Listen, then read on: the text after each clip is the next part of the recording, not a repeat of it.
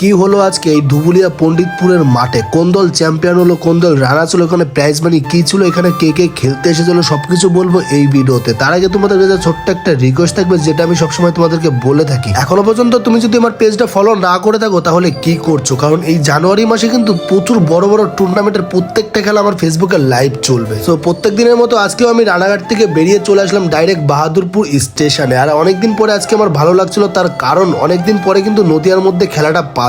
তারপরে আমি চলে আসলাম ফাইনালি সেই মাঠে। আর স্টেশন থেকে খানিকটা দূরে ছিল সেই মাঠটা, অটোতে করে ডাইরেক্ট চলে আসলাম সেই মাঠে। আর এই মাঠে আসতে না আসতে দেখতে পেলাম এখানে হচ্ছিল 5 সাইড গেম। আর হ্যাঁ, সব থেকে বড় কথা, এই টুর্নামেন্টের প্রাইজ মানি কত ছিল? এই টুর্নামেন্টের প্রাইজ মানি ছিল 70,000 and 50,000। এই টুর্নামেন্টের চ্যাম্পিয়ন দল হিসেবে ঘোষিত হয় হাসনাডাঙ্গা নবীন সংঘ, অ্যান্ড এই টুর্নামেন্টের রানার্স দল হিসেবে ঘোষিত হয় পণ্ডিতপুর ইউনাইটেড ক্লাব। এই টুর্নামেন্টে খেলতে এসেছিল চিল্লার দা, আরিফ দা, রাকিব দা, অ্যালবার্ট, খেলতে এসেছিল অ্যাডামা, ছিল সেলিম, আনন্দ, কাপাসিয়া, আরো অনেকেই।